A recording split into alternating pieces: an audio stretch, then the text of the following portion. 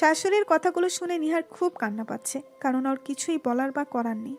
তাই সে মাথা নিচু করে চুপচাপ কথাগুলো শুনেছে আর চোখের জল ফেলছে।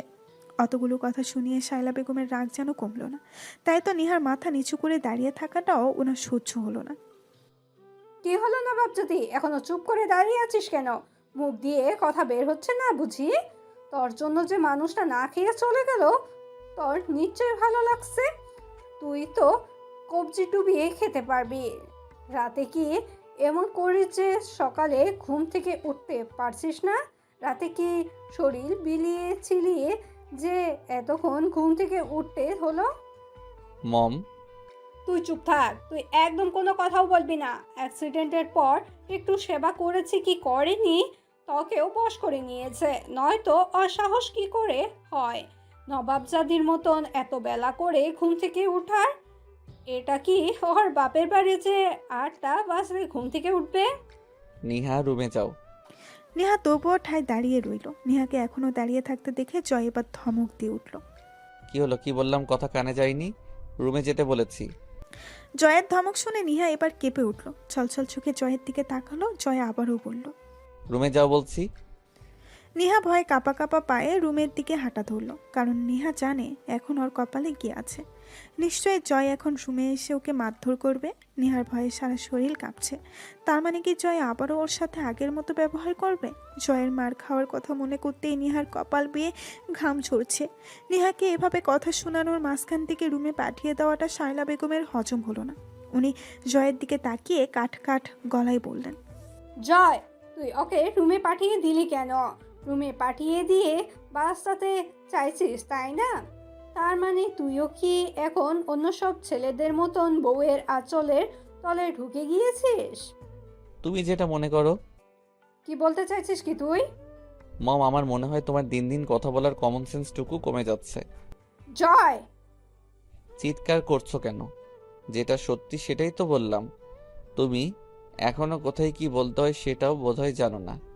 ও আজ না হয় একটু উঠতে দেরি করে ফেলেছে তাই বলে তুমি ওকে এত কথা শোনাবে? তাও আবার এমন বিশ্রী কথা বা যে কোনো মেয়েরই শুনতে খারাপ লাগবে। তোমার মুখে এমন কথা বলার আগে একটা বার কি ভেবে দেখেছো যে তোমারও একটা মেয়ে আছে? জয়, এখন কি তুইও তোর বাবার মতন ওর হয়ে কথা বলবি? ওই গায়েও ছোট লোকটা কি তোকেও বশ করে নিয়েছে? আগে তো আমি ওকে কিছু বললে তুই চুপচাপ থাকতি, আর এখন তুই কি না ওর জন্য আমার সাথে গলা উঁচু করে কথা বলছিস? 1 মাসের ব্যবধানে তুই এতটা বদলে গেলি যে আমার সামনে তুই ওর হয়ে কথা বলছিস? যদি তুমি তাই মনে করে থাকো তাহলে তাই। কারণ আমি এতদিন ভুল করেছিলাম, অমানুষ ছিলাম, এখনো হয়তো অমানুষই আছি। আর তাই এখন মানুষ হওয়ার চেষ্টা করছি। আসলে ভুলটা আমার নয়, ভুলটা তোমারই। ড্যাডের পাশাপাশি তুমিও যদি অ্যাজ এ মাদার সঠিক শিক্ষা দিতে, তাহলে হয়তো আমি ভুল করতাম না, আর এমন অমানুষও হতাম না, আর না নিহার প্রতি এমন অত্যাচার করতাম। তোমাদের কথা শুনে শুনে আমি মেয়েটিকে কত অত্যাচার করেছি, কত মারধর করেছি। তারপরেও দেখো, আজ যে আমি এখানে বসে আছি সেটাও ওর জন্যই। ও না থাকলে হয়তো আমার এখন বিছানায় শুয়ে থাকতে হতো। কারণ ও ছাড়া তো আমাকে দেখার মতো আর কারোর সময় ছিল না। অবশ্য আমি এসব বলছি কেন, এই বাড়ির সবাই তো নিজেদের নিয়ে ব্যস্ত। আমাকে দেখার বা আমার সাথে বসে গল্প করার মতো সময় কি কারো আছে? এখন আমার কি মনে হয় জানো মম? আমার মনে হয় বাড়িতে ড্যাড আর নিহা ছাড়া আর কেউ আমার আপন নয়। জয়, তার মানে তুই বলতে চাইছিস আমি আর জেসি তোর আপন নই? আমার তো সেটাই মনে হয়, নয়তো বিছানায় শুয়ে থাকা দিনগুলোতে আমার একা কাটাতে হতো না। যদি আমার আপনজনই হতে তাহলে আমাকে অসুস্থ অবস্থায় ঘরে রেখে মা মেয়ে মিলে পার্টি ক্লাব এসবে যেতে না। আচ্ছা, জেসি না হয় ছোট মানুষ, কিন্তু মম তুমি তুমি তো অন্তত আমার অসুস্থ দিনগুলোতে আমার পাশে থাকতে পারতে, কিন্তু তুমি তা করনি। ইনফ্যাক্ট গত 1 মাসে হাতে গোনা কয়েকবার ব্যতীত তুমি আমার রুমেই যাওনি। তুমি তো মা নামের কলঙ্ক মম, মা নামের কলঙ্ক। তোমার মতো মা যার আছে সে কখনো গর্ব করে বলতে পারবে না যে আমার মা আমাকে অনেক ভালোবাসে। এনিওয়ে, এসব এখন বলেই বা কী লাভ? তোমরা খেয়ে নাও, আমি রুমে যাচ্ছি। বলেই জয় চেয়ার ছেড়ে উঠে দাঁড়ালো। শায়লা বেগম ছেলের কথাগুলো শুনে বাকরুদ্ধ হয়ে তাকিয়ে আছে ছেলের দিকে। জয় রুমের দিকে যাওয়ার জন্য পা বাড়িয়ে হঠাৎই আবার কিছু একটা ভেবে থেমে গেল। মায়ের দিকে তাকিয়ে বলল, আর একটা কথা মম, পরের বার থেকে নিহাকে কিছু বলার দুঃসাহসটা যেন না করো। ওকে কেউ কিছু বলার আগে কমপক্ষে 10 বার ভেবে নিবে, কারণ আমার বউকে কিছু বলাটা আমি টলারেট করব না। আর দরকার হলে এটা ড্যাডের কানেও পৌঁছাবে। Mind it. কথাগুলো একেবারে বলে জয় আর 1 মিনিটও সেখানে দাঁড়ালেন না। গদগদ পায়ে রুমে চলে গেল। শায়লা বেগম আর জেসি যেন সদ্য আকাশ থেকে পড়ল এমন হয়ে তাকিয়ে আছে জয় যাওয়ার দিকে। আর এটার একটাই কারণ, হঠাৎ জয় এমন পরিবর্তন ওরা মামিয়ে কিছুতেই মেনে নিতে পারছে না। ওদের বুঝেই আসছে না জয় হঠাৎ এমন পাল্টে গেল কেন। যে জয় নিহার নাম শুনলে নাক ছিটকাতো, সে কিনা আজ ওর হয়ে এতগুলো কথা শুনিয়ে গেল। শায়লা বেগমের রাগ যেন শিরায় শিরায় বহমান হচ্ছে। জয় তাকে এতগুলো কথা শোনালো, তাও আবার ওই গেও ছোটলোক মেয়েটার জন্য। ওনার কিছুতেই হজম হচ্ছে না ব্যাপারটা। মম দেখলে নিহা নামক ভাইরাসটা করোনা ভাইরাসের মতো কিভাবে এই বাড়িতে ছড়িয়ে পড়েছে। প্রথমে ড্যাডকে হাত করলো, এখন আবার ভাইয়াকে হাত করলো। এমন হলে তো ড্যাড কিংবা ভাইয়া কেউ তোমার কোনো কথাই শুনবে না, ওই ছোট লোকটার কথাই শুনবে ওরা। শায়লা বেগম জয়ের কথাগুলো শুনে এমনিতেই রেগে বোম হয়ে আছে। এখন জেসির কথাগুলো শুনে তার উপর আগুনে ঘি ঢালার মতো কাজ করলো। উনি চেঁচিয়ে মেয়েকে ধমক দিয়ে উঠলেন, জেসি, চুপ করবি তুই? বাহ রে, তখন ভাইয়া এতগুলো কথা বলে চলে গেল, তুমি কিছুই বললে না, আর এখন আমাকে একটুতেই চুপ করিয়ে দিচ্ছ। শায়লা বেগম কিছু না বলে উল্টো রাগে ফুসফুস করতে করতে সিঁড়ি বেয়ে উপরে উঠে গেলেন। জেসি কয়েক সেকেন্ড মায়ের খাওয়ার শায়লা বেগম কিছু না বলে উল্টো রাগে ফুসফুস করতে করতে সিঁড়ি বেয়ে উপরে উঠে গেলেন। জেসি কয়েক সেকেন্ড মায়ের যাওয়ার দিকে তাকিয়ে থেকে সেও আস্তে করে চেয়ার ছেড়ে উঠে দাঁড়ালো। জয় রুমে এসে দেখলো নিহা জানালার সাথে ঠেস দিয়ে বাহিরের দিকে চেয়ে আছে। জয়ের উপস্থিতি নিহার বোধকাম্য হলো না হয়তো, তাই তো এখনও ঠাই বাহিরের দিকে তাকিয়ে আছে। জয় ধীর পায়ে ওর দিকে এগিয়ে গেল। নিহা। হঠাৎই জয়ের গলা শুনে নিহা হকচকিয়ে ঘুরে তাকালো। জয়কে দেখে যেন আবারও ভয়টা মনের মধ্যে নাড়া দিল। জয়কে ওর দিকে এগিয়ে যেতে দেখে গুটিসুটি হয়ে একদম জানালার সাথে লেগে গেল। এমনভাবে জানালার সাথে মিশে দাঁড়িয়েছে যেন পারলে এক্ষুনি জানালা ভেঙে বাইরে চলে যেত। জয় যত ওর দিকে এগিয়ে যাচ্ছে ততই হাত পা রীতিমতো কাঁপছে ওর। নিহা কাঁপা কাঁপা শরীরে ভীতু চাহনি নিয়ে এক দৃষ্টিতে তাকিয়ে আছে জয়ের পায়ের দিকে, যেটা জয়ের চোখে সহজেই ধরা পড়ল। নিহাকে এমন ভীতু হয়ে দাঁড়িয়ে থাকতে দেখে জয়ের ভেতরটা মুসুর দিয়ে উঠল। ও যদি আগে এমন বিহেভ না করতো তাহলে আজ হয়তো নিহা এতটা ভয় পেত না ওকে দেখে। নিহাকে দেখে এখন এমন মনে হচ্ছে যেন জেলখানার কোনো কয়েদিকে ফাঁসি দেওয়ার জন্য ডাকছে, আর তাই তো সে এখানে এসে লুকিয়ে আছে। জয় নিহার সামনে গিয়ে দাঁড়িয়ে নিহার উভয় বাহুতে হাত রাখতে নিহা আটকে উঠল। ভয়ে কয়েকটা শুকনো ঠুকো ঘিরে নিয়েছে ইতিমধ্যে। ভীতু চাহনি নিয়ে একবার জয়ের দিকে তাকিয়েছে, তো আরেকবার জয়ের মুখের দিকে তাকাচ্ছে। আসলে জয় নিহাকে এমন অমানসিকভাবে পশুর মতো করে মারত যেন নিহা সদ্য জেল পলাতক কোনো আসামি, আর তাকে জেল থেকে পালিয়ে যাওয়ার দায়ে মারা হচ্ছে। যেন নিহার ব্যাপারটা বুঝতে পেরে আদরে গলায় বলল, নিহা, ভয় পাচ্ছ কেন? নিহা কিছু বলল না, বরং আগের মতো গুটিসুটি হয়ে দাঁড়িয়ে রইল। জয় এবার মুচকি হেসে নিহার বাহু ছেড়ে দিয়ে দু হাতে নিহার মুখটা ধরল। হয়তো অন্য সময় হলো নিহাকে অবাক হতো, কিন্তু এখন এমন ভয়ে আছে যে অবাক হওয়ার কথাটাও ভুলে গিয়েছে। শুধু ছল ছল দৃষ্টিতে তাকিয়ে আছে জয়ের মুখের দিকে। জয় নিহার চোখে চোখ রাখলো, শান্ত গলায় বলল, আমাকে এতটা ভয় পাও যে আমার স্পর্শে পর্যন্ত কেঁপে উঠছ? আমি কি এতই খারাপ? নিহা আমতা আমতা গলায় বলল, আমি কেউ কিছু বললে মুখের উপর জবাব দিতে হয়, জানো না সেটা? তখন চুপ করে মূর্তির মতো দাঁড়িয়েছিলে কেন? তাই তো আমার রাগ হয়েছিল। আমি জানতাম তুমি আর কিছুক্ষণ সেখানে দাঁড়িয়ে থাকলে মম আরও বাজে কথা শোনাতো, তাই তোমাকে রুমে পাঠিয়ে দিলাম। আর তুমি কি না আমাকে দেখি কাঁপতে কাঁপতে শেষ। অবশ্য এতে তোমার কোনো দোষ নেই। আমি আসলে তোমার সাথে এমন পশুর মতো আচরণ করেছিলাম যে তোমার ভয় পাওয়াটা স্বাভাবিক হয়ে দাঁড়িয়েছে। যাই সব ছাড়ো, এখন তাড়াতাড়ি গিয়ে আমার জন্য খাবার নিয়ে আসো, খুব ক্ষুধা লেগেছে। বলেই জয় নিহাকে ছেড়ে খাটে গিয়ে বসলো। এতক্ষণ ধরে জয়ের বলা কথাগুলো শুনে নিহার ভয়টা পুরোটাই কেটে গিয়েছে। তাই জয় ওকে খাবার আনতে বলায় নিহা এবার বেশ অবাক হলো। ক্ষুধা লেগেছে মানে? উনি কি না খেয়ে এসেছেন নাকি? তবে প্রশ্নটা করার সাহস হয়নি নিহার, তাই চুপচাপ রুম থেকে বেরিয়ে গেল খাবার আনতে। আর খানিক বাদেই ফিরে আসলো রুটি আর ভাজি নিয়ে। জয় তখনও বিছানায় বসেছিল। নেহাকে দেখে সে একটু নড়ে চড়ে বসলো। নেহা এসে রুটি আর ভাজির প্লেট দুইটি জয়ের সামনে রাখলো, তারপর বলল, নিন, তাড়াতাড়ি খান, নয়তো ওষুধের টাইম দেরি হয়ে যাবে। আগে এখানে বসো। আমি বসবো কেন? বসতে বলেছি, বসো। নেহা আর কোনো কথা না বলে চুপচাপ জয়ের সামনে বসে পড়ল। জয় এবার রুটি আর ভাজি নেহার দিকে ঠেলে দিয়ে বলল, নাও, খাওয়া শুরু করো। নেহা অবাক হয়ে জয়ের দিকে তাকালো। অবাক হয়েই বলল, নিজে খাবে নাকি আমার হাতে খাইয়ে দিব? কোনটা? অবশ্য আমার কোনো প্রবলেম নেই খাইয়ে দিতে। তুমি আমাকে 1 মাস খাইয়ে দিতে পারলে আমি একদিন খাইয়ে দিতে পারবো না? নেহার অবাকের মাত্রাটা যেন বেড়েই চলেছে। কাল থেকে জয়ের কথাবার্তাগুলো নেহার কেমন যেন লাগছে। কাল রাতে ডাইনিংয়ে নিজের পাশে বসিয়ে খাওয়ালো, আবার রাতে ওকে বুকে নিয়ে ঘুমালো। এতটুকু না হয় ঠিক ছিল, কিন্তু আজ আবার নিচের জন্য খাবার আনতে বলে এখন ওকে খেতে বলছে, আবার না খেলে নিজের হাতে খাইয়ে দিবে বলে ট্রিট দিচ্ছে।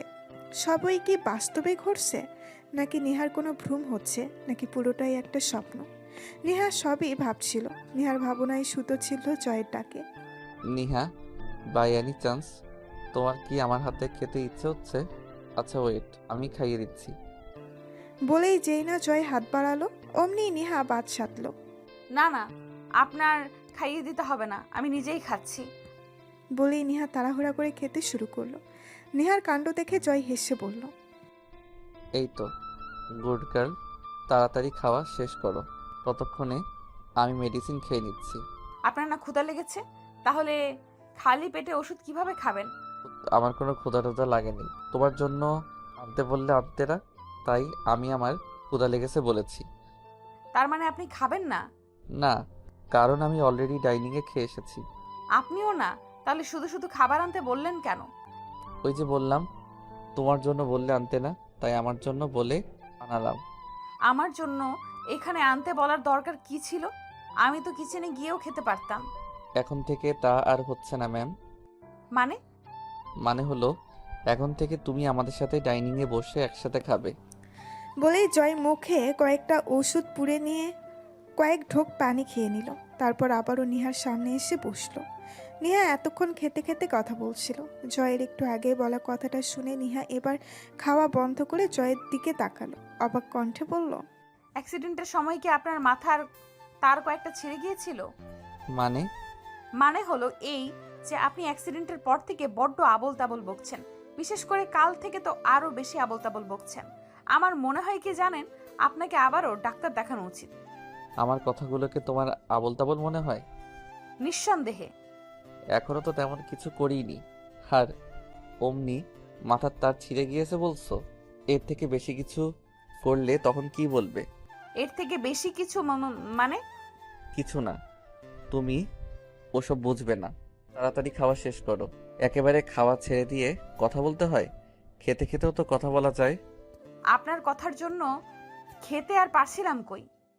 কথাটা সহজভাবে বলেই পর মুহূর্তেই নেহা জিভে কামড় দিল। এটা কি বলে ফেলেছে সে? ভয়ে জয়ের মুখের দিকে তাকালো না আর। মাথাটা নিচু করে ভীতু গলায় বলল, না মানে মানে আসলে হয়েছে, থাক। আর না মানে আসলে নকলে করতে হবে না। আমি যখন নর্মাল বিহেভ করছি তাহলে তুমি এত ভয় পাচ্ছ কেন? ভয় পাওয়ার কিছু নেই। এখন থেকে যেটা মনে আসবে সেটা মুখে বলে ফেলবে, তাহলে দেখবে নিজের ভিতরেই একটা ভালো লাগা কাজ করছে। পুরো দিনটা নিহার আজ ভালোভাবেই কেটে গেল। রান্না বান্না জয়ের সাথে টুকটাক গল্প করার মধ্যে দিয়ে দিনটা কেটে গিয়েছে। রাতে সবাই ডিনার করতে ডাইনিংয়ে বসেছিল, আর নিহাও রোজকার মতো সবাইকে খাবার সার্ভ করার জন্য দাঁড়িয়েছিল। কি ব্যাপার, তোমাকে কি বসার জন্য ইনভাইটেশন দিতে হবে? জয়ের কথা শুনে নিহা একবার শায়লা বেগমের দিকে চেয়ে তারপর জয়ের দিকে তাকালো। নিহাকে এখনো দাঁড়িয়ে থাকতে দেখে জয় আবার বলে উঠল, কি হলো, এখনো দাঁড়িয়ে আছো কেন? সকালে কি বলেছি মনে নেই? তাড়াতাড়ি বসো। মানে তখনই নিহার কথায় ফোড়ন কেটে শায়লা বেগম বলে উঠলেন, জয়, ও বসে গেলে সবাইকে খাবার সার্ভ করবে কে? ও না হয় পরে খেয়ে নেবে। মম, আমার মনে হয় না এই বাড়িতে কেউ হাতছাড়া আছে। আই থিঙ্ক সবাই নিজেদেরটা নিজেরা নিয়ে খেতে পারবে, তাই না ড্যাড? একদম। নিহা, সবাই নিজে নিয়ে খেতে পারবে, তুমি এসে বসে পড়ো। নিহাও বুঝতে পারলো ডাইনিংয়ে বসা ছাড়া ওর আর কোনো উপায় নেই, তাই অগত্যা জয়ের কথা মান্য করে জয়ের পাশে চেয়ারটিতে এসে বসে পড়ল। রায়হান সাহেব হেসে বললেন, জয়, একটা কথা মানতে হবে, অ্যাক্সিডেন্টের পর কিন্তু তোর বেশ উন্নত হয়েছে। বাবার কথার প্রতি উত্তরে জয় কিছু বলল না, শুধু বাম হাতে মাথার চুলকে লাজুক হাসলো। শায়লা বেগম তো এসব দেখে রেগে ফেটে পড়ছে। উনি রাগে খাবারগুলো এমনভাবে চিবুচ্ছেন যেন আস্ত একটা ইট চিবুচ্ছেন। গতকালকের মতো আজও নিহা 1 চামচ ভাত নিয়েছে, তবে তরকারির বাটিতে হাত দেওয়ার সুযোগটা আর হয়ে ওঠেনি। তার আগেই জয় ওর প্লেটে মাছ মাংস একসাথে তুলে দিয়েছে। নিহা কিছু বলতে গিয়ে জয়ের চোখ রাঙানো দেখে ভয়ে আর বলতে পারল না, বরং চুপচাপ মাথা নিচু করে খেতে লাগলো। সবাই খেলেও জয় খাবার মুখে দিল না, বরং এক দৃষ্টিতে তাকিয়ে দেখছে নিহার খাওয়াগুলো। কত সুন্দর করে খাচ্ছে। জয় নিহার খাওয়া দেখছে আর মনে মনে ভাবছে, কি অদ্ভুত মেয়ে, কাল রাতে বলার পরেও, এমনকি আজ সকালে বলার পরেও ডাইনিংয়ে বসলো না, বরং সবাইকে খাবার পরিবেশন করার জন্য দাঁড়িয়ে রইল। ওর জায়গায় অন্য কোনো মেয়ে হলে হয়তো কাল রাতে টেবিলে বসে খেতে বলাতে আজও ঢ্যাং ঢ্যাং করে নাচতে নাচতে এসে পাশে বসে যেত। অন্য কোনো মেয়ে হলে হয়তো আমি একটু লাই দেয়াতে মাথায় চড়ে বসতো। আর নিহা, ওর সাথে এত সুন্দর করে কথা বলার পরেও এখনও আমাকে জমের মতো ভয় পায়। যেমনটা আগে ছিল এখনও ঠিক তেমনটাই আছে। অন্যরা যেমনটা করে কিংবা যেমনটা ভাবে, নিহা হয়তো সেসবের অনেক ঊর্ধ্বে। ওর সব কিছুই যেন অন্য মেয়েদের থেকে ভিন্ন, আর এই জন্যই হয়তো ও সবার থেকে আলাদা। ওর মতো মেয়ে হয়তো খুঁজলেও পাওয়া সম্ভব না। আর সবার থেকে আলাদা বলেই হয়তো ড্যাডের ওকে ভালো লেগেছে। ড্যাড হয়তো ওর মধ্যে এমন কিছু দেখেছে যার কারণে ওকে আমার জন্য বেটার মনে করেছে। কথাগুলো ভেবে ছোট্ট একটা দম ফেলে জয় খাওয়ায় মনোযোগ দিল। গতকালকের মতো আজও নিহা সবার আগে খেয়ে উঠে গেল। সবাই খাবার খেয়ে যে যার রুমে চলে গেল, তবে জয় যাওয়ার আগে নিহাকে উদ্দেশ্য করে বলে গেল, নিহা, তাড়াতাড়ি রুমে আসো, আর হ্যাঁ, আজ চা আনার দরকার নেই। বলেই জয় উঠে রুমে চলে গেল। নেহাকে কিছু বলার সুযোগ পর্যন্ত দিল না। নেহাও ডাইনিং পরিষ্কার করে কিচেন গুছিয়ে রুমে চলে আসলো। রুমে ঢুকে দেখলো জয় খাটে বসে কিছু একটা ভাবছে, তাও আবার গভীর মনোযোগ দিয়ে। আর রুমে আসতেও জয়ের কোনো হেলদোল হয়েছে বলে মনে হলো না। নেহা দরজাটা লাগিয়ে জয়ের সামনে গিয়ে দাঁড়ালো। আপনি ঠিক আছেন? হঠাৎ কারো কণ্ঠ কানে যেতেই জয় চমকে তাকালো। ও তুমি? আপনি ঠিক আছেন? আপনাকে এমন দেখাচ্ছে কেন? আমি ঠিক আছি, আমার আবার কি হবে? তাহলে কি এত ভাবছেন বলুন তো? না, তেমন কিছু না, বসো না। নেহাও বাধ্য মেয়ের মতো জয়ের পাশে বসে পড়ল। আজ চা আনতে নিষেধ করলেন যে? আপনার তো চা না খেলে ঘুম আসে না। চা আনবো? জয় এতক্ষণ ভাবলেশহীনভাবে সামনের দেওয়ালের দিকে তাকিয়ে কথা বলছিল। নেহার মুখে চা আনার কথা শুনে এবার নেহার মুখ পানে তাকালো। প্রতিদিন চা করে আনতে তোমার বিরক্ত লাগে না? এসব কি বলছেন আপনি? আমার বিরক্ত কেন লাগবে? এটা তো আমার দায়িত্ব। আনবো? না, কিন্তু আপনার তো চা না খেলে রাতে ঘুম আসে না। আমি বলেছিলাম আর তুমিও বিশ্বাস করে নিলে। মানে? মানে হলো, আমার চায়ের সাথে ঘুমের কোনো সম্পর্ক নেই। চা খেলে যেমন ঘুম হবে, চা না খেলেও তেমন ঘুম হবে। আমি জাস্ট চাটা আনতে বলতাম যাতে তোমাকে কষ্ট দিতে পারি, আর চা না আনলে যেন সুযোগ পেয়ে তোমাকে মারতে পারি। আসলে আমি চেয়েছিলাম যেন তুমি আমার অত্যাচার সহ্য করতে না পেরে এই বাড়ি ছেড়ে চলে যাও। রাতে ঘুমানোর আগে চা খাওয়ার অভ্যাসটা আমার কোনো কালই ছিল না, তাই আজ চা আনতে বারণ করলাম। ও নিহা, বলুন। আচ্ছা থাক, কিছু না। বলতে চেয়েও বলছেন না যে? কি বলবেন বলুন। আমার উপর রাগ করে আছো? বালাই ষাট, আমি আপনার উপর রাগ করবো কেন? সত্যি তুমি আমার উপর রেগে নেই তো? না। কেন? আপনার উপর রাগ করার মতো অধিকার আমার নেই। নেহার মুখে অধিকার নেই শব্দটি শুনে জয়ের বুকটা ধুপ করে উঠল। নেহা নিজেকে এতটা পর ভাবে ওর থেকে যে রাগ করারও অধিকার নেই বলছে। অবশ্য বলাটাই স্বাভাবিক, কারণ ও নিজেই সেই অধিকারটা কেড়ে নিয়েছে নেহার থেকে। যদি বলি আমি সেই অধিকারটা দিতে চাই? সময় আর সুযোগ কোনোটাই হয়তো নাই। বড্ড বেশি দেরি হয়ে গেছে যে। এমন করে বলছো কেন? আমরা চাইলেই কি আবার প্রথম থেকে শুরু করতে পারি না? উপসংহার কখনো সূচনা হয় না। প্লিজ এভাবে বলো না, আমাকে একটাবার সুযোগ দাও, আমি সব ঠিক করে দিব। মায়াবাড়ি কি লাভ? কারণ ছায়া হয়ে থাকতে চাই তোমার পাশে। সেটা কখনো সম্ভব না। কারণটা কি জানতে পারি? ওষুধ খেয়েছেন? আমার মনে হয় এখন আপনার ঘুমানো উচিত। হ্যাঁ খেয়েছি। কথা ঘুরাচ্ছ তাই না? সব প্রশ্নের উত্তর খুঁজতে যাবেন না, যান ঘুমিয়ে পড়ুন। বলেই নেহা উঠে ওয়াশরুমে চলে গেল। হয়তো জয়ের প্রশ্নগুলো এড়িয়ে যেতে চাইছে। জয় লম্বা একটা নিঃশ্বাস ফেলে বিছানায় শুয়ে পড়ল। খানিক বাদে ওয়াশরুম থেকে বেরিয়ে নেহা নিচে বিছানা করার জন্য যেই না পাটি নিতে গেল, অমনি জয় শক্ত কণ্ঠে বলে উঠল, নিহা, তাড়াতাড়ি বিছানায় এসে শও। যদি পাটি হাতে নিয়েছো তো তাহলে আই সোয়ার পাটিটা কেটে টুকরো টুকরো করতে আমার 2 মিনিটও লাগবে না। জলদি আসো। নেহা আর সাহস করে পাটিতে বিছাতে পারল না, কারণ জয় যেই ধমক দিয়েছে নেহা তো তখনই জমে গিয়েছে। নেহা কোনো দিকে না তাকিয়ে ধীর পায়ে হেঁটে বিছানার এক পাশে গিয়ে শুয়ে পড়ল। এই মেয়েটাকে নিও না, আর পারি না। গত 1 মাস অভয় দিয়ে কথা বলার পরেও আমার একটা ধমকেই যেন ওর পুরো পৃথিবী থমকে যায়। আচ্ছা, আমার ভয়টা কি ওর মন থেকে কখনোই যাবে না? কথাগুলো ভেবে জয় লাইটটা অফ করে নেহার গা ঘেঁষে শুয়ে পড়ল। নেহা উপাস ফিরেই শুয়েছিল। জয় এটা দেখে মুচকি হেসে নেহাকে পেছন থেকে জড়িয়ে ধরল। এতে নেহার কোনো ভাবান্তর হলো না। সে আগের মতো করেই ঠাই শুয়ে রইল। জয় আরেকটুকু নড়ে চড়ে নেহাকে আরও একটু শক্ত করে জড়িয়ে ধরে আস্তে করে ডাক দিল, নিহা, হুম। I love you. কেন এত মায়া বাড়াচ্ছেন বলেন তো? আর কয়েকটা দিনই তো আছি, এত মায়া বাড়িয়েন না, তখন আবার নিজেই কষ্ট পাবেন। হোয়াট? আর কয়েকটা দিন আছো মানে? What do you mean by আর কয়েকটা দিন? বলেই জয় নেহাকে টেনে নিচের দিকে ঘুরিয়ে নিল। ড্রিম লাইটের আলোতে নেহার মুখটা স্পষ্ট দেখা যাচ্ছে। জয় নেহার চোখে চোখ রেখে উত্তরের আশায় তাকিয়ে রইল। নেহাও কোনো রকম ভনিতা না করে জয়ের চোখে স্থির দৃষ্টি রেখে হেসে পড়ল। অবাক হচ্ছেন কেন? ভুলে গিয়েছেন আমাদের মাঝে কি কথা হয়েছিল? আপনি অফিসে গেলে আমাকে এই বাড়ি ছেড়ে চলে যেতে হবে। আর এখন যেহেতু আপনি সুস্থ হয়ে গেছেন, আশা করি আর কয়েকদিন গেলে আপনি অফিসেও যেতে পারবেন।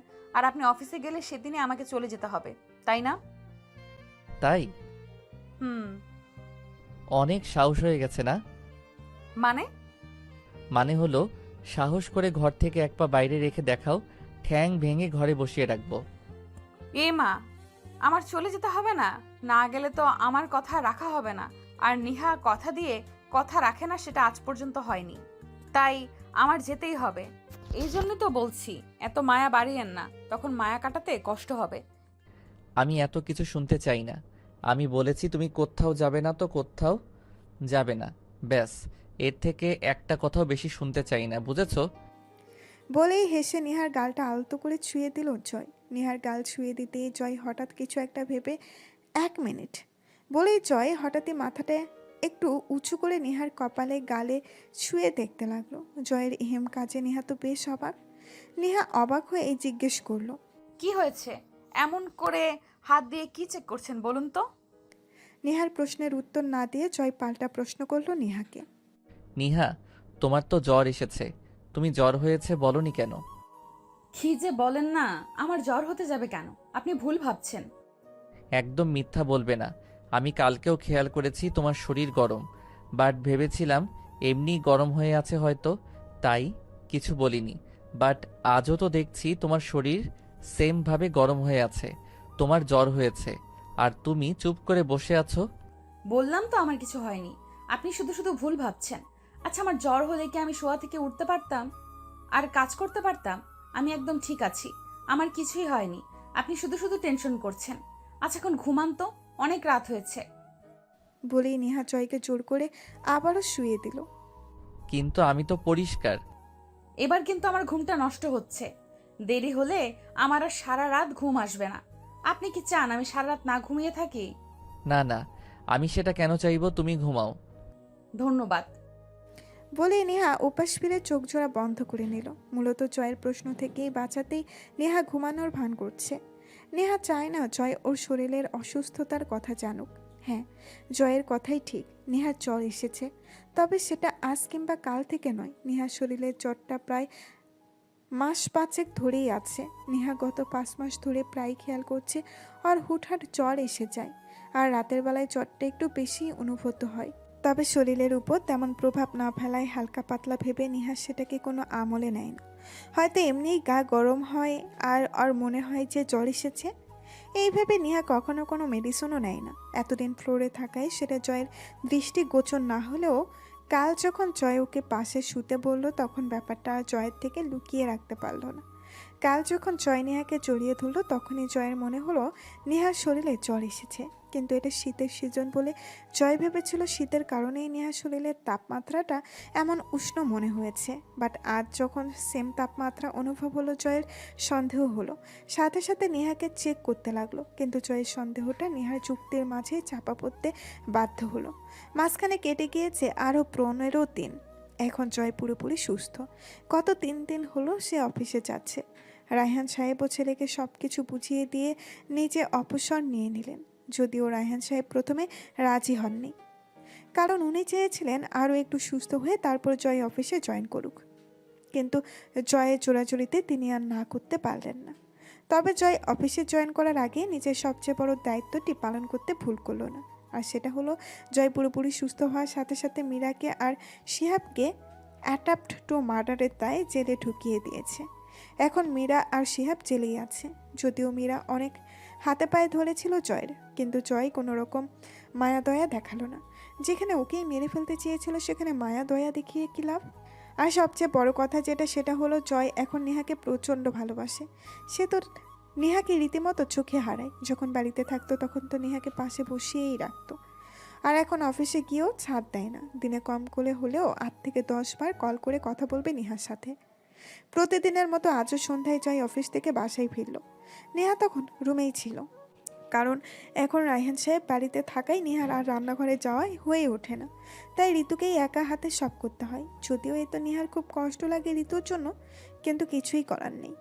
শায়লা বেগম আর জেসির বাইরে যাওয়ারও এখন একদম কমে গিয়েছে বললে ভুল হবে। একেবারে বাইরে যেতে পারছে না বললেই চলে। জয় রুমে এসে দেখলো নেহা বিছানায় বসে ওর কিছু শার্ট প্যান্ট আয়রন করছে। জয় মুস্কি হেসে ভেতরে ঢুকতে ঢুকতে বলল, ম্যাডামের এখন ছুটি চলছে বুঝি? জয়ের কণ্ঠস্বর শুনে নেহা দরজার দিকে তাকালো। জয়ের প্রশ্ন শুনে অবাক কণ্ঠে বলল, মানে? জয় অফিসের ব্যাগটা বিছানার এক পাশে রেখে নেহার মুখোমুখি গিয়ে বসলো। তারপর শার্টের হাতা গুটাতে গুটাতে হেসে বলল, মানে হলো এই যে এখন আর রান্নাঘরে যেতে পারছো না, ঘরের কোনো কাজে হাত দিতে পারছো না, তাই বললাম আর কি। এখন ছুটি চলছে নাকি? তবে আমি খুব খুশি, আর এই জন্যই তো অফিসে তাড়াতাড়ি জয়েন হয়ে বাবাকে রিটার্ন করে দিলাম। নেহা একটা শার্ট তুলে অন্য একটা শার্ট বিছিয়ে সেটার উপর আয়রন করতে করতে বলল, তার মানে আপনি চেয়েছিলেন আমি যাতে ঘরের কোনো কাজ করতে না পারি, আর রান্নাঘরেও যেন যেতে না পারি, তাই না? সে আর বলতে, আমি বললে তো তুমি কোনো দিনও শুনতে না, উল্টো আমার সাথে জেদ করে আরও বেশি করে করতে। তাই বুদ্ধি খাটালাম আর কি। একদিকে ড্যাডেরও বিশ্রাম নেওয়া হয়ে গেল, অন্যদিকে তোমারও ছুটি হয়ে গেল। আপনি অনেক খারাপ, তাই বলে এমন করবেন? জানেন ঋতুর একা হাতে সব কাজ করতে অনেক কষ্ট হয়। আমি যখন করতাম তখন তো ওর হেল্প পাওয়া সত্ত্বেও আমি নিজেই হাঁপিয়ে উঠতাম, আর এখন তো ওকে একাই সব করতে হয়। আমি একটু হাতও লাগাতে পারি না। কিচেনের দিকে যাচ্ছি দেখলেই বাবা ডেকে পাশে বসিয়ে রাখে। ভালোই তো, শ্বশুর আর বৌমা মিলে গল্প করবে। তবে তুমি টেনশন করো না, আমি খুব দ্রুত আরেকজন কাজের মেয়ে নিয়ে আসবো। তোমার ঋতুর জন্য আর টেনশন করতে হবে না। আচ্ছা নিহা, একটা কথা বলো তো, কি কথা? তুমি এত মহৎ কেন? মোটেও না। আমাকে মহৎ বললে মহৎদের কি বলবেন? সেটাই। মহৎ মানুষেরা কি আর নিজের প্রশংসা শুনতে পছন্দ করে? এনিওয়ে, আমি বরং যাই, ফ্রেশ হয়ে আসি। বলেই জয় ওয়াশরুমে চলে গেল। নিহারও আয়রন করা শেষ, তাই সব শার্ট প্যান্ট নিয়ে আলমারিতে তুলে রাখলো। তারপর কিছু একটা ভেবে রুম থেকে বেরিয়ে গেল। আর খানিক বাদে ফিরল হাতে চায়ের কাপ সমেত। জয় ততক্ষণে ওয়াশরুম থেকে বেরিয়ে এসেছে। নেহাকে চায়ের কাপ নিয়ে রুমে ঢুকতে দেখে মুখে হাসি টেনে গলায় ঝুলানো টাওয়ালটা স্ট্যান্ডে রেখে খাটে ধপাস করে বসে পড়ল। জয় জানতো নেহা ওর জন্য চা আনতেই রুম থেকে বেরিয়েছে, কারণ এই 3 দিন প্রতিদিনই অফিস থেকে আসার পর সে ওয়াশরুমে ঢুকলে নেহা ওর জন্য চা করে নিয়ে আসে। আর শীতের সময় চাটা যেন জয়ের জন্য সোনার সোহাগা। আর সেটা যদি হয় নেহার হাতের, তাহলে তো কোনো কথাই নেই। নেহা যে খুব ভালো চা বানায় সেটা জয় যখন ওকে পছন্দ করতো না তখন থেকেই মানতো। নেহা জয়ের হাতের চায়ের কাপ দিয়ে আবারও রুমের টুকটাক কাজ করতে লাগলো। জয় চায়ের কাপে চুমুক দিতে দিতে বলল, আচ্ছা নিহা, তোমার কি এখনো সব গোছানো হয়নি? 3 দিন হয়েছে আমরা এই রুমে এসেছি, আর তুমি এখনো কি এত গোছগাছ করছো বলো তো? এই রুম থেকে যখন গেস্ট রুমে সেটেল করেছিলে তখন তো একদিনেই সব গুছগাছ হয়ে গিয়েছিল, তাহলে এখন এত সময় লাগছে কেন? নেহা আলমারিতে কাপড়গুলো গুছাচ্ছিল, ওইগুলো আলমারিতে রাখতে রাখতেই বলল, আরে এইসব রুম চেঞ্জ করার কারণে গোছগাছ করছি না। রুমের গোছগাছগুলো তো গতকালই হয়ে গেছে। আসলে আলমারিটা একটু অগোছালো হয়েছিল তো, তাই গোছাচ্ছিলাম। ও, এরপর নেহা আর জয় আরও টুকটাক বিষয় নিয়ে কথা বলতে লাগলো। রাত 9টা বেজে 10 মিনিট। সবাই ডাইনিংয়ে বসে রাতের খাবার খাচ্ছিল। আসলে শীতের দিন হওয়ায় রায়হান সাহেব নতুন নিয়ম করেছেন রাত 9টায় ডিনার করে নেওয়াটা। নেহাও সেদিনের পর থেকে সবার সাথে বসেই খায়। সবাই যখন খাবার খেতে ব্যস্ত তখন রায়হান সাহেব গলা খা করে দিয়ে বলে উঠলেন, জয়, বলছিলাম যে এখন তো তুই অফিসের সামলাচ্ছিস আর আমিও অবসর পেয়ে গেছি। আর কয়েকদিনই বা একা একা সময় কাটাবো বল। এবার তো একজন খেয়ালের সাথে আনার ব্যবস্থা কর। দেখ, এতদিন তুই বেপরোয়া ছিলি বলে এই বিষয়ে কথা বলিনি, বাট এখন তো তুই সাংসারিক হয়ে গেছিস। আই থিঙ্ক এবার আমাদের ঘরে নতুন আরেকজন সদস্য আনার সময় হয়েছে। আর কিন্তু খুব শীঘ্রই একজন খেলার সাথে চাই, এই আমি বলে দিচ্ছি। রায়হান সাহেবের কথা শুনে জয় আর নেহা দুজনেই অবাক হয়ে একে অপরের মুখে চাওয়াচাই করতে লাগলো। বাবা এসব কি বলছে? খেলার সাথে চায় মানে? বললেই এসে যাবে নাকি? ওদের মধ্যে তো এখনো তেমন কোনো সম্পর্কই গড়ে ওঠেনি। আর নতুন অতিথি আসবে কোথা থেকে? এখনো তো নিজেদের মধ্যেকার ভুল বুঝাবুঝিটাই ঠিক করতে পারলো না, আর বাবা বলছে তার নাকি খেলার সাথে চাই। এসব ভেবে জয়ের তো রীতিমতো ভীষণ লেগে গেছে। রায়হান সাহেব জয়ের মুখোমুখি বসেছিলেন। ছেলের ভীষণ লেগেছে দেখে উনি দ্রুত পানির গ্লাসটা এগিয়ে দিলেন। নে বাবা, পানি খা। তোর হঠাৎ ভীষণ লাগলো কি করে? জয় পানির গ্লাস নিয়ে ঢকঢক করে পুরো গ্লাসের পানি শেষ করে দিল। কি করে জয়, তোর হঠাৎ কাশি উঠলো কেন? নাকি তোর ড্যাডের কথাটা হজম করতে পারলি না? কোনটা? জয় বুঝতে পারলো ওর মম কি বোঝাতে চাইছে, কিন্তু এখন কিছু বলা যাবে না, তাই একটু নর্মাল হয়ে বলল। না মম, তেমন কিছু না। জয়ের কথা শুনেও নিহার কেন যেন বিশ্বাস হলো না, তাই নিচু স্বরে নিহা বলল, আপনি ঠিক আছেন? হ্যাঁ, আমি ঠিক আছি। জয়, ভীষণ লাগলে হবে না, আমার কথাটা কিন্তু মাথায় রাখবি। আমি খুব দ্রুত খুশি সংবাদ শুনতে চাই। নেহার তো এবার লজ্জায় মাটির সাথে মিশে যেতে মন চাইছে। বাবাও না, কিসব বলছেন? এভাবে কেউ খোলাখুলি বলে? নেহা জানে শ্বশুরমশাই তার অনেক ফ্রেন্ডলি, কিন্তু তাই বলে সবার সামনে এভাবে ইজ্জতের ভালোতা করবে? নেহার যেন লজ্জায় গলা দিয়ে আর খাবারই নামছে না। তবুও কোনো মতে খাবারটা শেষ করলো। একটু পর সবার খাওয়া হয়ে গেলে যে যার রুমে চলে গেল। রায়হান সাহেবও রুমে চলে গেছেন। এটাই একটা সুযোগ ঋতুকে ডাইনিংয়ে আর কিচেন গুছাতে একটু সাহায্য করার। গত 2 দিন ধরে শুধু এই সময়ই ঋতুকে একটু সাহায্য করতে পারে নেহা।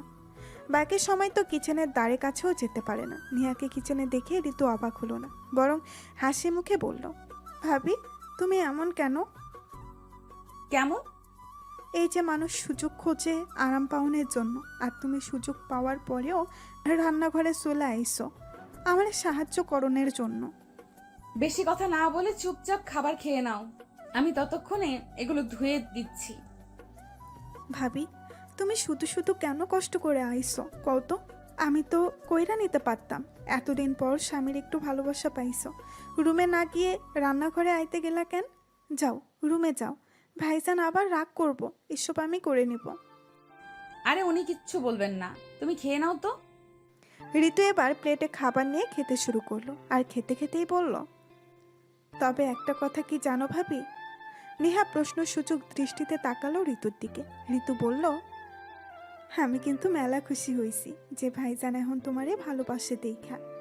আমি তো সবসময় দোয়া করতাম যেন তোমারে ভাইজান বুঝতে পারে, আর যেন তোমারে খুব খুব ভালোবাসে। আমি চাইতাম ভাইজান তোমারে মেলা ভালোবাসুক। আল্লাহ আমার কথা শুনেছে। তোমার সুখ দেখা আমার কি যে ভালো লাগছে বলে বুঝাইতে পারুম না। সব সুখ কি আর সবার কপালে সয় রে ঋতু? এইভাবে কেন কইতাছো ভাবি? তার মানে আমি যা দেখি সবই কি ভাইজানের লোক দেখানো? ভাইজান কি তোমারে এখনো ভালোবাসে না? আসলে ঠিক তা নয়। উনি আমাকে ভালোবাসেন ঠিকই, কিন্তু আমার কেন যেন ওনার ভালোবাসাটা মেনে নিতে কষ্ট হচ্ছে। জানো ঋতু, উনি গত 15 দিনে আমাকে কম হলেও 1000 বার ভালোবাসি বলেছেন, কিন্তু আমি কোনো জবাব দিতে পারিনি। অনেকবার আমার কাছে ক্লোজ হতে চেয়েছেন, আমি তাতেও সম্মতি দিতে পারিনি। সব সময় মনের মধ্যে একটা বাধা কাজ করে। যখনই উনি আমার সাথে ঘনিষ্ঠ হতে চায়, তখন আমার কেন জানি না ওনার করা সব অন্যায়গুলো চোখের সামনে ভেসে আসতে থাকে। হ্যাঁ, আমি জানি যে উনি জোর করলে আমি বাধা দিতে পারবো না, কারণ উনি আমার স্বামী, আমার উপর পূর্ণ অধিকার আছে ওনার। বাট আমার মন থেকে সায় আসছে না ওনারকে কাছে টানার। ঋতুর খাওয়া শেষ, সেও এবার কাজে হাত লাগালো। ঋতু একজন ম্যাচিউর মেয়ে, তাই সে বোঝে নেহার কষ্টটা। নেহা যতটুকু বলেছে ততটুকুতেই সে বুঝে গিয়েছে জয় এখন নেহাকে অনেক ভালোবাসে আর নেহাকে স্ত্রীর অধিকার দিতে চাইছে। ঋতু কয়েক সেকেন্ড চুপ থেকে বলল, তুমি তো ভাইজানরে ভালোবাসো, তাইলে কেন এত বাধা কও তো? জানি না ঋতু, শুধু এইটুকুই জানি, কারো 2 দিনের মায়ায় পড়তে চাই না। ঋতু কিছু খুঁজে পেল না নেহার কথার পিঠে বলার জন্য, তাই চুপ করে রইল। প্রায় মিনিট 5 পর ওরা কাজ শেষ করে নিজেদের রুমে চলে গেল। সেই দিনের পর থেকে জয়ের জন্য রাতে এখন আর চা আনতে হয় না, কারণ জয় নিজেই বারণ করেছে নেহাকে চা না আনতে। নেহা রুমে এসে দেখলো জয় বিছানায় শুয়ে শুয়ে মোবাইল টিপছে। মূলত নেহা যতক্ষণ রুমে আসে না ততক্ষণ জয় এইটাই করে প্রতিদিন। নেহা আসার পর আর মোবাইলটা হাতেও নেয় না, আজও তার ব্যতিক্রম হলো না। নেহাকে রুমে আসতে দেখে জয় মুস্কি হেসে মোবাইলটা বালিশের পাশে রেখে 2 হাত মাথার নিচে রেখে আরাম করে শুয়ে নেহার দিকে চেয়ে রইল। যেই চাহনিতে নেহা প্রতিনিয়ত গায়েল হয়, শুধু নেহা কেন, এই চাহনিতে যে কোনো মেয়েই অনায়াসে তলিয়ে যেতে বাধ্য। নেহা তো জয়কে প্রথম দেখে এই চোখের মনেতেই আটকে গিয়েছিল। জয়ের শান্ত চাহনিটা যেন নেহাকে ক্ষণে ক্ষণে দুর্বল করে দেয়, কিন্তু নেহা এত তাড়াতাড়ি দুর্বল হতে চায় না, তাই নিজের সুপ্ত আবেগটা চাপা রেখে বলল, এমন করে তাকিয়ে আছেন কেন? দেখছি ম্যাডামের এতক্ষণে আসার সময় হলো। কি করব বলুন? ঋতুকে একটু সাহায্য করতে না পারলে আমার সারা রাত ঘুমই আসবে না। মেয়েটা একা একা কতক্ষণ করবে এতগুলো কাজ? তাই ওকে একটু সাহায্য করে আসলাম। কথাগুলো বলতে বলতে নেহা ড্রেসিং টেবিলের সামনে দাঁড়িয়ে মাথাটা হালকা আঁচড়ে নিল। জয় আগের মতোই শুয়ে থেকেই বলল, আমার বউয়ের এত গুণ আমি কোথায় নেই বলো তো? আচ্ছা, তোমার এত গুণ কেন? তবুও কারো মন পাওয়ার গুণটা নেই। আদৌ কি তাই, নাকি মনের পাশাপাশি পুরো মানুষটাকেই বশ করে নেওয়ার ক্ষমতা রাখো? আমার তো মনে হয় পুরো আমিটাকেই এখন তোমার করে নিয়েছো। জয়ের কথাই নেহা তাচ্ছিল্য হাসল, হেসে বলল, আজকাল আবেগটা একটু বেশি হয়ে গেছে আপনার, তাই এমন মনে হচ্ছে। আবেগের বশে মানুষের সাদাকেও রঙিন মনে হয়, জানেন নিশ্চয়ই সেটা। মেবি। তাই তো আজকাল শুধু চারপাশে নিহা নামক অস্তিত্বটাই শুধু খুঁজে পাই। নিজেকে বোঝান যে আবেগ দিয়ে জীবন চলে না, এটা বাস্তবতা। তাহলেই আর এমনটা হবে না, কারণ গেও মেয়েদের সাথে আর যাই হোক সংসার করা যায় না, কথাটা মনে করলেই হবে। কথাগুলো বলেই নেহা ওয়াশরুমে চলে গেল। জয়ের বুঝতে দেরি হলো না, নেহা ওর কথাটাকেই কথাগুলো বলেই নেহা ওয়াশরুমে চলে গেল। জয়ের বুঝতে দেরি হলো না, নেহা ওর কথাটাই ওকে ফিরিয়ে দিয়েছে। কথাগুলো বলেই নেহা ওয়াশরুমে চলে গেল। জয়ের বুঝতে দেরি হলো না, নেহা ওর কথাটা ওকে ফিরিয়ে দিয়েছে, কারণ ওই একদিন নেহাকে বলেছিল যে তোর মতো একটা গেও মেয়ের সাথে আর যাই হোক সংসার করা যায় না। সময় থাকতে আমার জীবন থেকে চলে যা, নয়তো আমি তোর জীবন নরকে পরিণত করব। কথাটা মনে পড়তেই জয়ের হৃদয়টা বিষাদে ছেয়ে গেল। ওর আসলে অবহেলা পাওয়াটারই প্রাপ্য, কারণ এতদিন ও নেহার সাথে যে ব্যবহারটা করেছে তাতে নেহা ভালো করে কথা বলছে, সেটাই অনেক। তবে সে হার মানবে না, যে করেই হোক নেহার রাগটা ভাঙাবেই। এবার অন্তত মান অভিমানের পালাটা ঝুঁকানো দরকার। কথাগুলো নিজের মনে গুছিয়ে নিয়ে জয় সোজা হয়ে শুয়ে পড়ল। খানিক বাদে নেহা ওয়াশরুম থেকে বেরিয়ে এই সোজা বিছানায় এসে শুয়ে পড়ল। তারপর লাইটটা অফ করে ড্রিম লাইটটা জ্বালিয়ে দিল। নেহা একটু অবাকই হলো, কারণ প্রতিদিন সে শোয়ার সাথে সাথে জয় ওকে পেছন থেকে জড়িয়ে ধরে, কিন্তু আজ কেন যেন জয় ওকে জড়িয়ে ধরল না। এভাবেই কয়েক মিনিট অতিবাহিত হয়ে গেল। নেহা উপাস ফিরেই শুয়েছিল। একটু পর জয়ের দিকে ফিরে শুতেই অচমকা জয়ের সাথে চোখাচোখি হয়ে গেল। নিহার বুঝতে দেরি হলো না, জয় এতক্ষণ ওর দিকেই তাকিয়েছিল। আবারও সেই শান্ত চাহনি, যেই চাহনির গভীরতায় নিহা মুহূর্তেই তলিয়ে গিয়েছে। তবে সেটা বেশি সময়ের জন্য না, মাত্র কয়েক সেকেন্ডের জন্য। রুমের মাঝে পিনপতন নীরবতা, কারো মুখ দিয়ে কথা বলার যেন প্রয়োজনই পড়ছে না। দুজনের চোখে দৃষ্টি বিনিময় করেই যেন ব্যক্ত করছে হাজারো না বলা কথা। জয় নিহার গালে আলতো করে হাত রেখে কোমলভাবে স্পর্শ করলো। জয়ের এমন কোমল স্পর্শে নিহা যেন কেঁপে উঠল, তবে প্রকাশ করলো না সেটা, বরং ঠাই জয়ের চোখে চোখ রেখেই শুয়ে রইল। নীরবতার সুতো ছিঁড়ে হঠাৎই জয়ই কথা বলল। নিহা, হুম ডাইনিংয়ে ড্যাড কি বলেছে শুনেছ? হুম শুনেছিলাম। আচ্ছা, আমরা চাইলেই কি আমাদের মধ্যে সব ঠিক করতে পারি না? চাইলেই কি ড্যাডের ইচ্ছাটা পূরণ করতে পারি না? নিহা নিশ্চুপ। নিহাকে চুপ থাকতে দেখে জয় আবারও বলে উঠল। কি হলো, কথা বলছো না যে? আজ রাতটা ভালোবাসাময় হলে কি খুব বেশি ক্ষতি হবে? আমরা কি চাইলেই পারি না সব ভুলে আরেকটা অস্তিত্বের জন্ম দিতে? নিহা কোনো কথা বলল না, আগের মতোই চুপচাপ জয়ের মুখের দিকে তাকিয়ে রইল। আজ কি কথা না বলার পণ করেছো? কিছু বলছো না যে? আমরা কি আবার সব নতুন করে শুরু করতে পারি না? আমি আমার ভুলগুলো শুধরে নিতে চাই নিহা। আমি তোমাকে সেই অধিকারটা দিতে চাই যেটা প্রতিটা মেয়েই চাই। আমি আজ তোমাকে পূর্ণ করতে চাই, তোমাকে নিজের করে নিতে চাই। হবে কি আমার? মন সায় দিচ্ছে না। নীরবতার মাঝখান থেকে নিহার ছোট্ট করে বলা মন সায় দিচ্ছে না কথাটা যেন এক মুহূর্তেই জয়ের পুরো পৃথিবীটা থমকে দিল। সকল আশা ভরসা যেন নিমিষেই নিঃশেষ হয়ে গেল। তার মানে কি নিহা ওকে এখনো ক্ষমা করতে পারেনি? জয়ের পুরো হৃদয়টা যেন বিষাদে ছেয়ে গেছে। নিজের অজান্তেই নিহার গালে থাকা হাতটা গুটিয়ে আসলো। নিহাকে এই মুহূর্তে কি বলবে বা কি বলা উচিত কিছুই বুঝতে পারছে না জয়। তবুও নিজেকে শান্ত রেখে গলা ধরাই বলল। নিহা, তুমি আমাকে এত ঘৃণা করো যে আমাকে এখনো ক্ষমা করতে পারোনি? আমি কি এতটাই খারাপ যে আমাকে ক্ষমা করা যায় না? আমি মানছি আমি ভুল করেছি, আর মানুষ মাত্রই তো ভুল। তাই বলে কি আমাকে নতুন করে কোনো সুযোগ দেওয়া যায় না? আমরা কি সব ভুলে নিজেদের মাঝে মিশে যেতে পারি না? আমি তোমার রন্ধ্রে রন্ধ্রে মিশে যেতে চাই নিহা, তোমাকেও আমার রন্ধ্রে রন্ধ্রে মিশিয়ে নিতে চাই। আজ খুব ইচ্ছে করছে তোমায় নিজের করে পেতে, বড্ড ইচ্ছে করছে তোমায় নিজের সবটা দিয়ে ভালোবাসতে। তোমাকে নিয়ে ডুব দিতে চাই ভালোবাসার গভীর সাগরে। প্লিজ আমায় ফিরিয়ে দিও না। কথাগুলো বলছে আর নিহার গালে আলতো হাতের স্পর্শ করে যাচ্ছে জয়। জয়ের কোমল স্পর্শে নিহার যেন সারা শরীর শীতল স্রোত বয়ে গেছে। তবুও নিজেকে আবেগে না ভাসিয়ে শক্ত গলায় বলল। আপনি আমার স্বামী, আমার উপর পূর্ণ অধিকার আছে আপনার। আপনি চাইলে আমি বাধা দিতে পারবো না, কিন্তু সত্যি বলতে মন থেকে সায় দিতে পারছি না। তবে আপনি চাইলে আপনার অধিকার আদায় করে নিতে পারেন, আমি বাধা দেব না।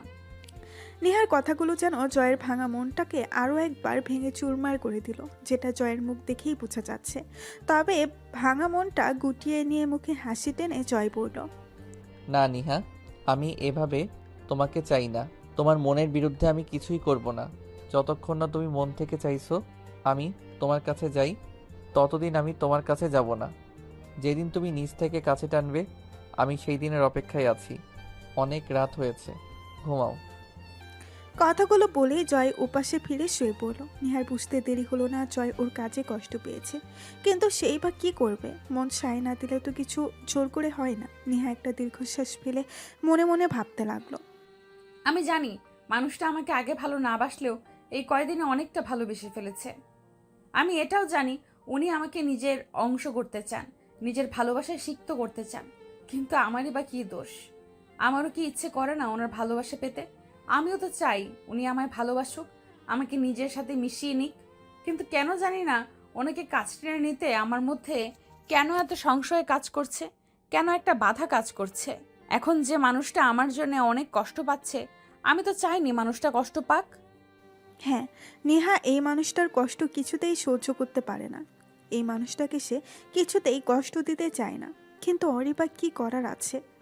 ও তো নিজের ইচ্ছেই কষ্ট দিচ্ছে না। কথাগুলো ভাবতে ভাবতেই নেহা কখন যে ঘুমিয়েছে তার কোনো হিসাব নেই। সকালবেলা আজ জয়ের মুখটা নিহার আগেই ভেঙে গিয়েছে। জয় ঘুম ভেঙে চোখ খুলতেই দেখলো নিহা অরি বুকে গুটিসুটি হয়ে বেঘুরে ঘুমাচ্ছে। জয় এটা দেখে মুচকি হাসলো, কিন্তু জয়ের হাসিটা বেশি সময় স্থায়ী হলো না। হঠাৎই কিছু একটা মনে হতেই জয় দ্রুত নিহাকে বালিশে শুয়ে দিয়ে নিহার কপালে আর গালে হাত দিয়ে চেক করলো, আর সাথে সাথে আটকে উঠল। নিহার শরীর জ্বরে পুড়ে যাচ্ছে। জয়ের যেন মুহূর্তেই পুরো পৃথিবীটা থমকে গেল। কোনো উপায়ন্তর না পেয়ে আলতো হাতে নিহার গালে স্পর্শ করে ডাকতে লাগলো। নিহা, নিহা, নিহা উঠো, চোখ খোলো নিহা, সকাল হয়ে গেছে তো, উঠবে না? আর কতক্ষণ ঘুমাবে? কিন্তু জয়ের ডাকে নিহার কোনো হেলদোল হয়েছে বলে মনে হলো না। জয়ের জন্য এবার টেনশন হতে লাগলো।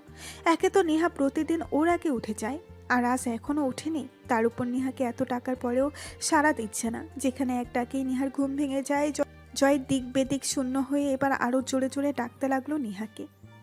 নিহা, নিহা, এই নিহা, নিহা উঠো, এই নিহা, আমি ডাকছি, শুনতে পাচ্ছ না?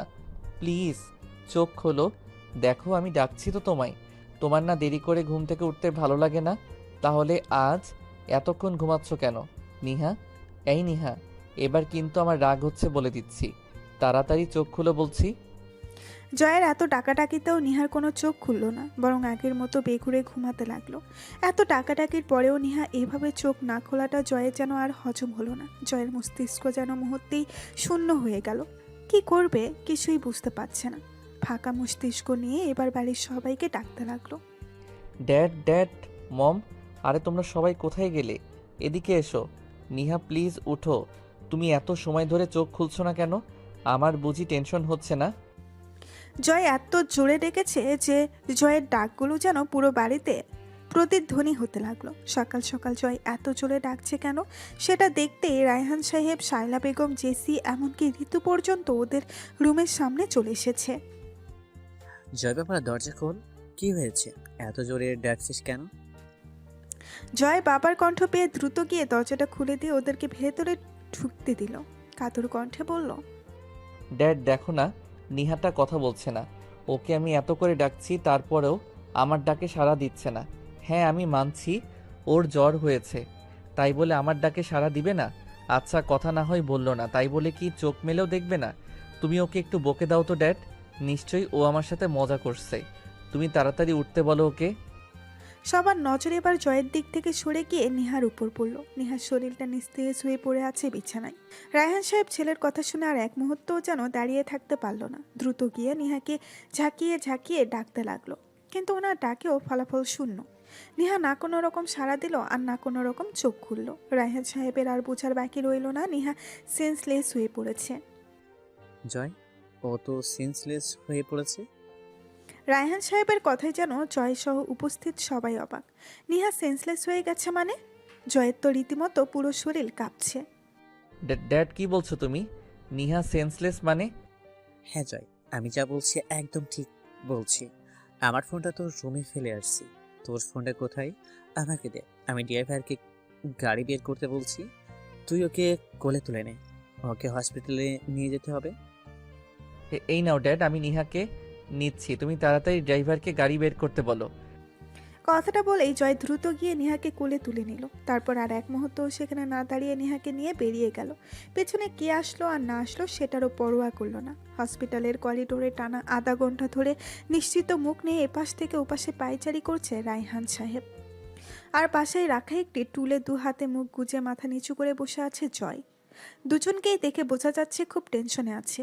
দুজনেরই বারবার দরজার দিকে তাকাচ্ছে, হয়তো ভেতর থেকে কেউ বেরিয়ে আসার অপেক্ষা করছে।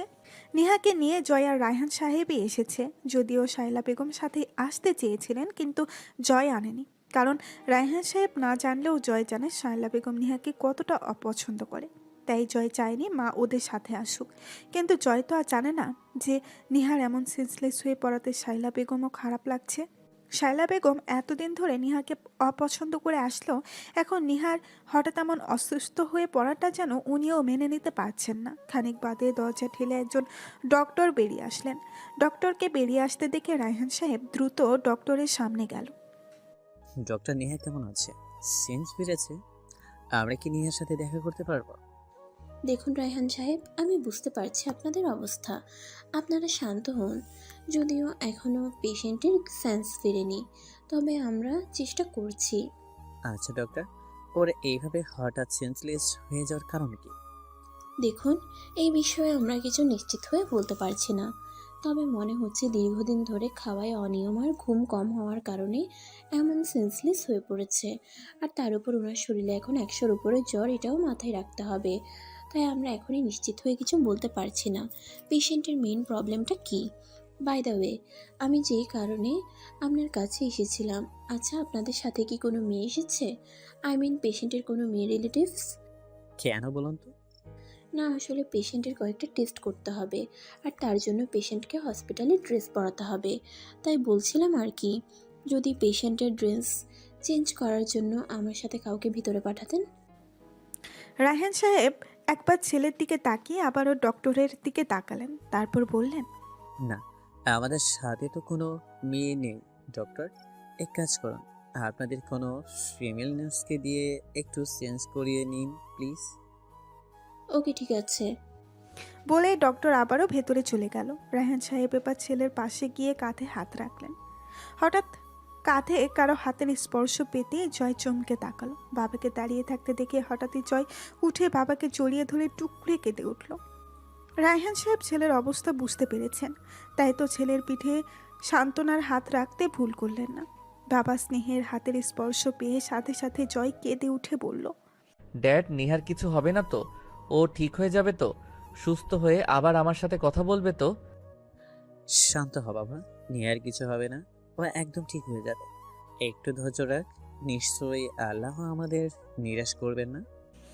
তখনই শায়লা বেগম আর জেসির আওয়াজ কানে আসলো। রায়হান সাহেব ছেলেকে জড়িয়ে আবারও টুলে বসিয়ে দিলেন, তারপর ছেলেকে পিঠে হাত বুলিয়ে দিয়ে বললেন, টেনশন করিস না বাবা, দেখবি সব ঠিক হয়ে যাবে। রায়হান, নিহা কেমন আছে এখন? ডক্টর কি বলেছে? স্ত্রীর প্রশ্ন শুনে রায়হান সাহেব এবার উঠে দাঁড়াতে দাঁড়াতে বললেন, ডক্টর এখনো সেন্স ফেরাতে পারেনি, কিছু টেস্ট করাতে হবে নাকি, তারপর বোঝা যাবে কি হয়েছে। কি বলছো? আধা ঘন্টা হয়ে গেছে এখনো সেন্স ফিরেনি? মানে এতক্ষণ সেন্সলেস থাকলে তো যে কোনো কিছু হয়ে যেতে পারে। তুমি ডক্টরকে বলনি যে করে হোক সেন্সটা ফিরিয়ে আনতে?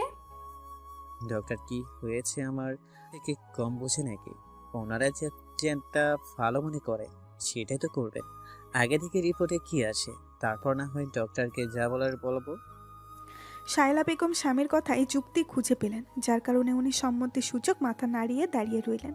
জেসি এতক্ষণ ওদের থেকে একটু দূরে দাঁড়িয়েছিল। ভাইকে এমন বিধ্বস্ত হয়ে বসে থাকতে দেখে ওরও এবার খারাপ লাগতে লাগলো। কিছু সময়ের ব্যবধানে ওর হাসি খুশি ভাইটা কেমন অসহায় হয়ে পড়েছে।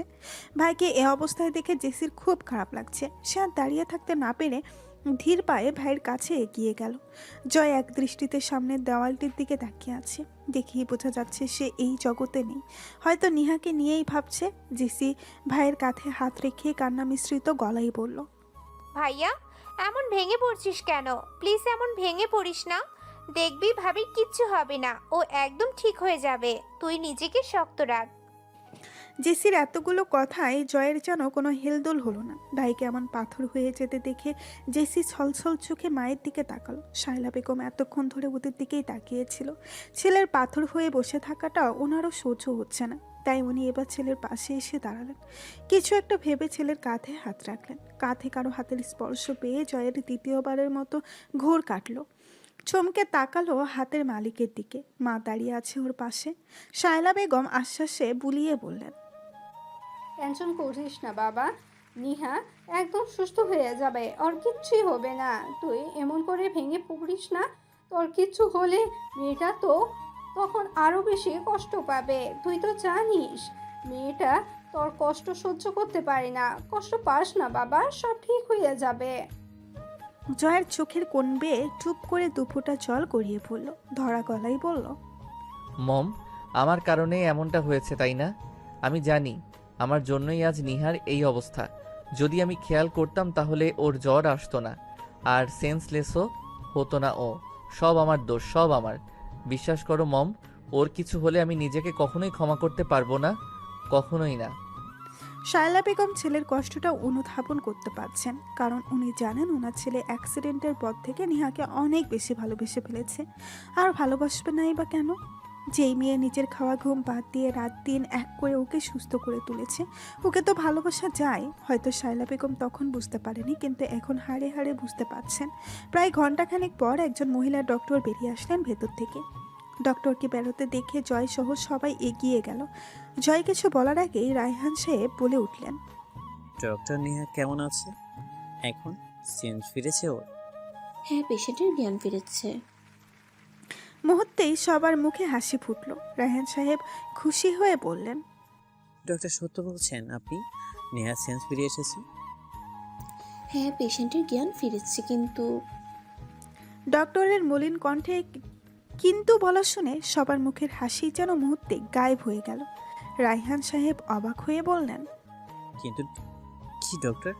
তার আগে এটা বলুন যে পেশেন্ট আপনার কি হয়? কেন? আমার মেয়ে। আপনি কি মেয়েকে কোনো পশুর সাথে বিয়ে দিয়েছিলেন?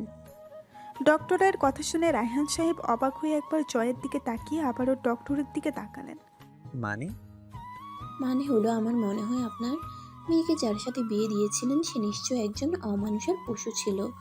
আচ্ছা, কখনো কি মেয়ের খোঁজ খবর নেননি নাকি? কখনো কি মেয়ের কাছে জানতে চেয়েছেন মেয়ে সুখে আছে কিনা, নাকি বিয়ে দিয়েই দায়িত্ব পালন করে ফেলেছেন? কোনটা? দেখুন, আমি আপনার কথায় মাথা কিছু খুঁজে পাচ্ছি না। প্লিজ ক্লিয়ার করে বলবেন একটু। ওকে, বলছি। আপনি এমন একজনের সাথে মেয়েকে বিয়ে দিয়েছেন যে আপনার মেয়েকে একেবারে মৃত্যুর মুখে ঠেলে দিয়েছে।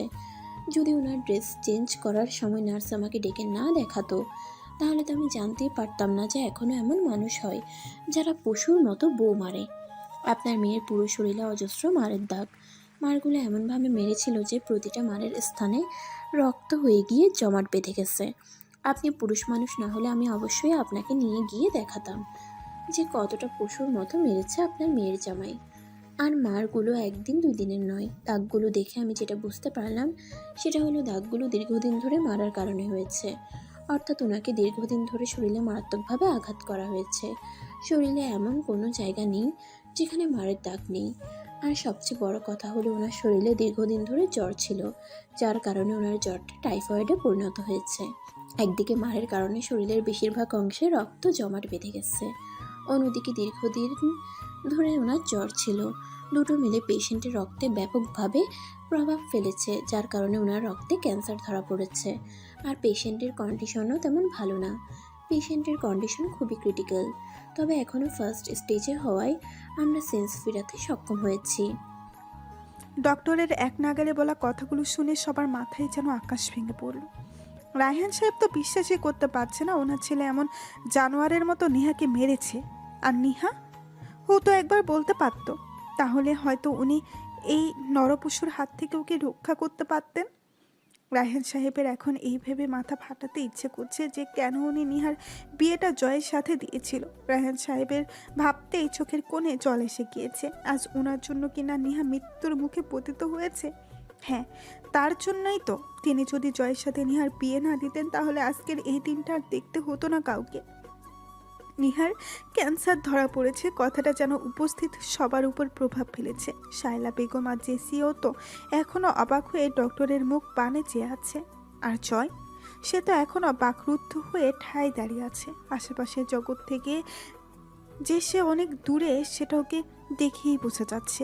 ওর হয়তো বিশ্বাস হচ্ছে না ওর জন্য আজ নিহার মৃত্যুর মুখে। এমন একটা দিন আসবে যেটা জয় কখনো কল্পনাও করেনি। জয় কেন, হয়তো রায়হান সাহেবের বাড়ির কেউই কল্পনা করতে পারেনি এমন একটা দিন আসবে। রায়হান সাহেব অবিশ্বাস্য কণ্ঠে বললেন, ডক্টর, এইসব আপনি কি বলছেন? নিশ্চয়ই আপনার কথা ভুল হচ্ছে। হয়তো আপনাদের রিপোর্টে ভুল এসেছে। এটা কিছুতেই হতে পারে না। আমার মেয়ের কিছুতেই এমন একটা মরণ ব্যাধি হতে পারে না। ওরে ক্যান্সার হয়েছে সেটা আমি কিছুতেই মানতে পারছি না। I am sorry to say Raihan সাহেব, আমি যেটা বলছি একদম ঠিক বলছি। আমার কিংবা আমাদের কারো কোনো ভুল হচ্ছে না। ইনফ্যাক্ট আমরা দুইবার টেস্ট করিয়ে কনফার্ম হয়ে তারপর আপনাদের জানাচ্ছি। ওনার শরীরে মারের প্রভাবগুলো এমনভাবে পড়েছে যে প্রথমে জ্বর হয়েছে, আর পরে সেটা টাইফয়েড প্লাস ক্যান্সারে পরিণত হয়েছে। ডক্টরের কথায় রায়হান সাহেবের ভাঙা মনটা আবারও একবার ভেঙে চৌচির হয়ে গেল। উনি কাঁপা কাঁপা কণ্ঠে জিজ্ঞেস করলেন, ডক্টর, তাহলে কি ওর কোনো চিকিৎসা নেই? আপনারা যে কারণেই হোক প্লিজ আমার মেয়েটাকে বাঁচান। ওর কিছু হলে আমি নিজেকে কখনোই ক্ষমা করতে পারবো না। যত টাকা লাগে আমি দিব, প্রয়োজনে আমি আমার সমস্ত প্রপার্টি বিক্রি করে দিব। যার জন্য আমার এত সম্পদ, এত টাকা পয়সা, আজ তার মেয়েকে যদি আমি নিজের হাতে মৃত্যু দেখে ঠেলে দিই, তাহলে আমি কেমন মানুষ? Please do something at any cost. Please আমার মেয়েটাকে বাঁচিয়ে দিন।